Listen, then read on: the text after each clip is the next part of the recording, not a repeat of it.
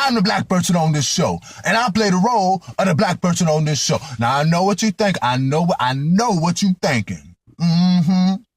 That is a long name for a character on a show. However, the writers and producers and myself felt as though that name is very succinct and to the point.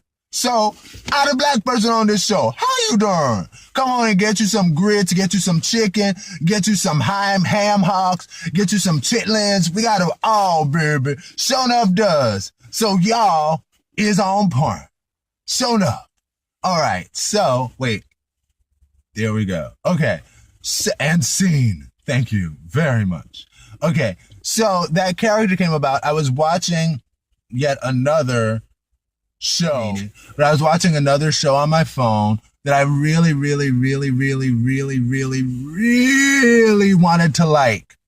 But they have to have a black character. And I get so, I don't know if it's affirmative action or what it is, why we have to do that. Because it's all, okay, I don't want to say it's affirmative action, but is it affirmative act, like bucking affirmative action, like, oh, well, you know, you want us to reach a quota of black people in TV, then we're going to make it the most offensive roles, like, available, you know? And I don't, and it's not every show by any means. So, and let me make this statement first as well. I do not want to make it seem like I'm making a blanket statement about all TV. No, am I making a blanket statement about all people? But consistently, I have seen it where the way it works out is it's upper middle class and beyond and above every other race of people. But the one black person on the show manages to be like the ghetto hood person who somehow manages to weave their way into that very upper middle class and above society of people of all other races. But the way it's done, it's so transparent, and it's like, what? And it's so consistent, you know, that the way it's done is it's either, you know, everybody is upper middle class, and then one day there's an episode where they have to go to the hospital. And I can't stand episodes where people have to go to the hospital because, you know, and I love Family Guy because they poke fun at this. Family Guy is hilarious. But you know that if they're going to go to the hospital, you know they're going to get Bonquisha as the front desk attendant at the hospital, and she going to have a whole heap of attitude. And she ain't got no time for nobody's games, baby, because she is here. Or it's going to be like the nurse with an attitude, LaQuisha, who don't got no time for nothing, but somebody's going to put her in her place, sure enough, by, because, you know, it'll be like, look, LaQuisha, I don't have time for your crap. I need it done, and I need it done now. Handle it, LaQuisha. And LaQuisha will be like,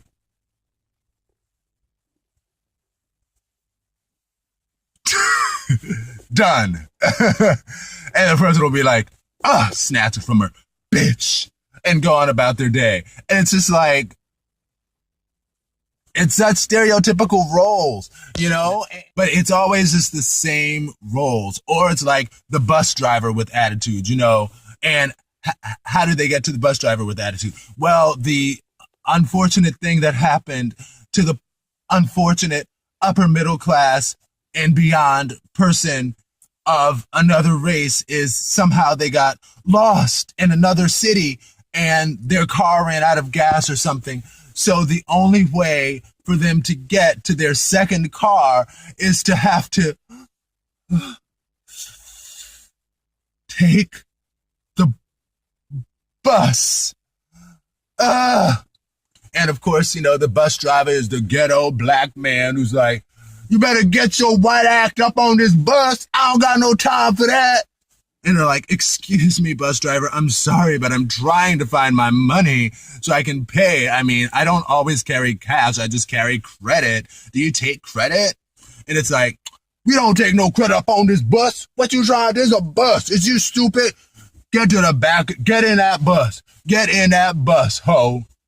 And they're like, whatever, bus driver, you know? And the bus, anyway, but you know, they get on the bus, you know, they get next to all the crazy people because they is crazy on that bus. and all that stuff. And that's like the only way that the characters get worked in. It's like, why can't you just be an equal? You know, it's crazy. And I remember what my mom said. She used to, I was just checking the time. She used to be like, I wish, because my mom used to love Jaws. Okay, the movie Jaws with the shark, you know, bum, bum, bum, bum, bum, bum, bum, bum, bum, bum. And my mom used to be like, she used to love that movie. But then I guess as affirmative action or whatever started kicking in Hollywood or whatever, they started putting black people in Jaws. But the black people that they put in Jaws would be solely for the purpose of killing them literally within the credits. So my mom was like, I wish that they just wouldn't even put black people on this show. Now I understand, you know, it's good to see people of different races interacting. Yes. But does it have to always be or so often be the same old role? The Jaws point. So as far as Jaws is concerned, you know, it's always like the black person who's like the janitor. Yeah, janitor. You know, he's always like, well, what I was gonna do is I was gonna clean this pool. This the shark tank, and I was gonna clean it. And what I was gonna do is, and it's like, Leroy, please don't clean the shark tank until the sharks are out of the tank. Well, I already made sure the sharks is out of the tank, so I'm gonna dive in and clean it. Now I know what people say about black people not knowing how to swim or nothing. And I don't really know how to swim, but I'm going to give it a try and jump into this fish tank with these nice fishes because they look nice. They look like real nice fish. I was going to jump into this fish tank and try to clean it out right quick, okay? But Leroy, please. Leroy, jump in the fish tank. Sploosh, dive, you know, tans all around. And dive into the fish tank. Next thing you know, bloop, bloop, bloop, bloop, bloop, nothing but water. Nothing but blood in the water. And it's like, why even put Leroy in the movie? And, you know, Jaws takes place at a beach. A beach. So how is it that... And, you know, I've totally made up this scenario. But it's like, come on, people. You know? Sometimes I would rather just not... Like, if we're going to insist that... If we're going to put black people in the shows just to use them to bounce off racist jokes and be like, it's okay, we can do it because there's a black person in this cast, or just to have them make racist jokes about themselves, then I would just rather not see any black people at all. And of course, this is not every show. This is not everyone who feels this way, because there are a number of shows that don't. For example, like after I started thinking about doing this movie, I'm doing a movie, you guys. After I started thinking about doing this video, I watched a video that somebody posted on Instagram, or not Instagram, but Tumblr or whatever. And it was one of those tow truck people. And, you know, there's this big burly black woman and the cute little other black girls. And they parked in the wrong place. And she was like the meter maid or whatever. And she was like, you know, you need to move this car or whatever. And they were like, please don't give us a ticket. I mean, whatever. So anyway, long story short, they like backed the car into her and she like fell off like the roof or something. And the white guy who was the tow truck driver, and this is like one of those reality shows, like he was like, oh my gosh, you know, like it was like, oh my gosh, that's my friend, you know? So like you can tell that he genuinely felt it. And that really just reminded me of the fact that,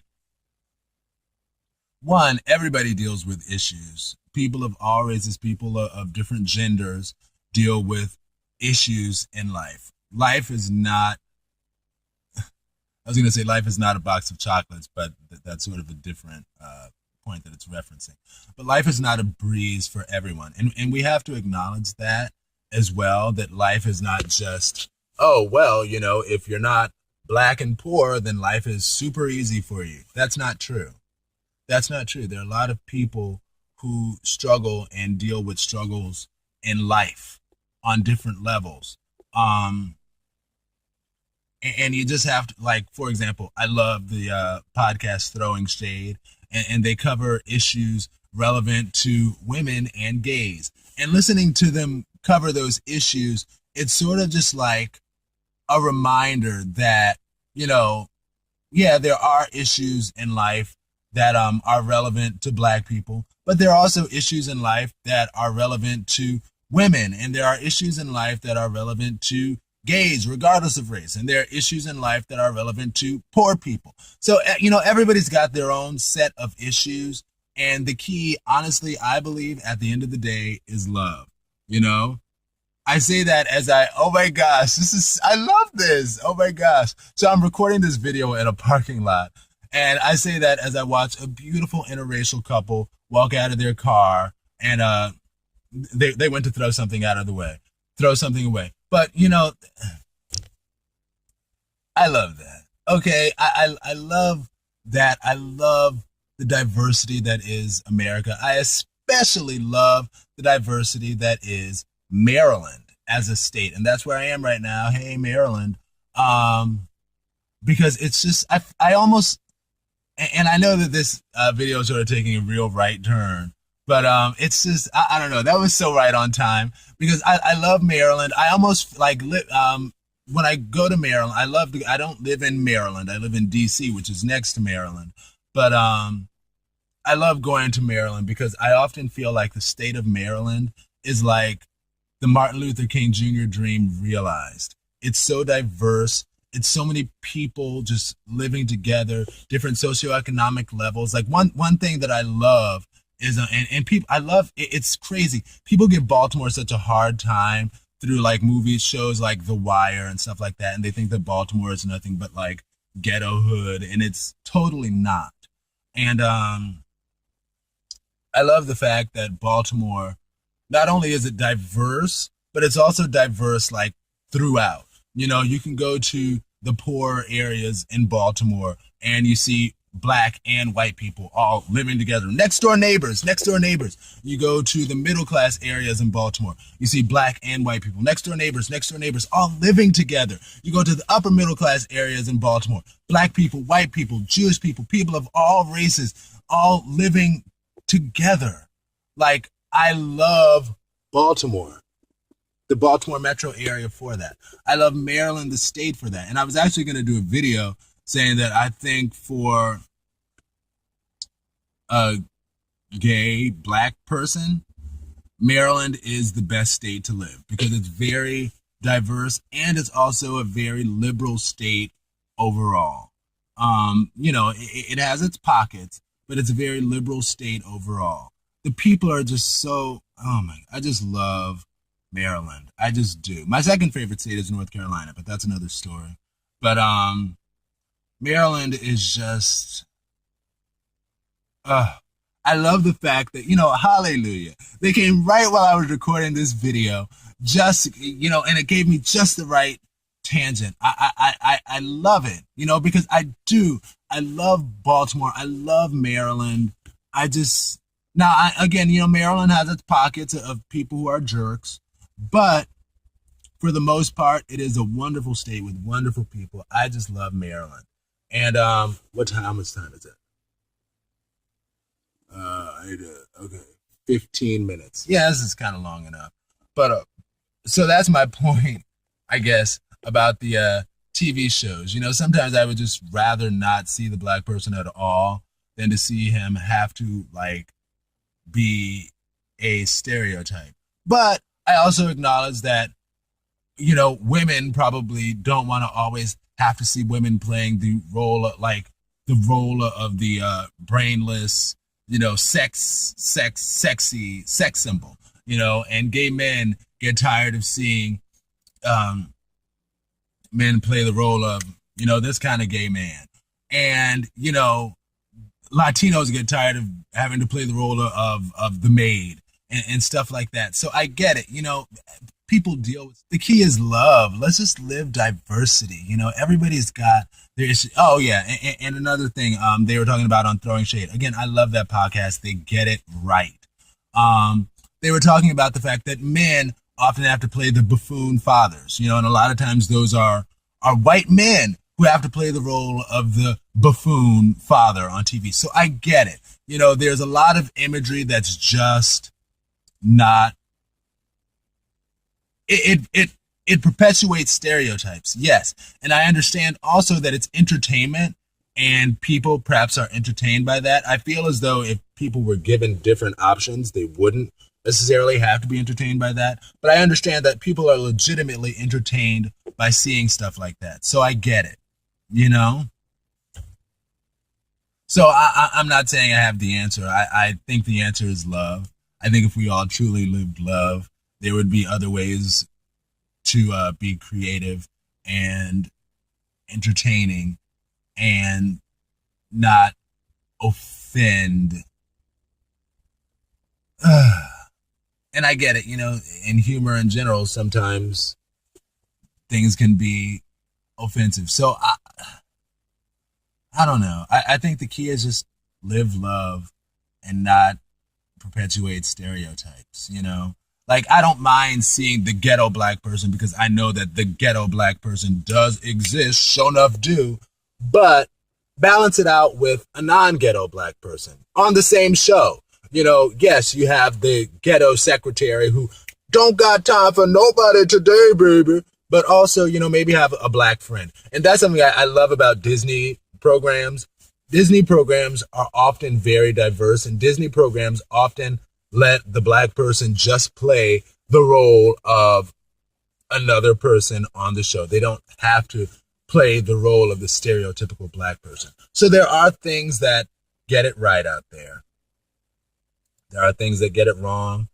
There are things that get it right. The key is to work toward the right. Hallelujah. All right, talk to y'all later. Peace. Be blessed.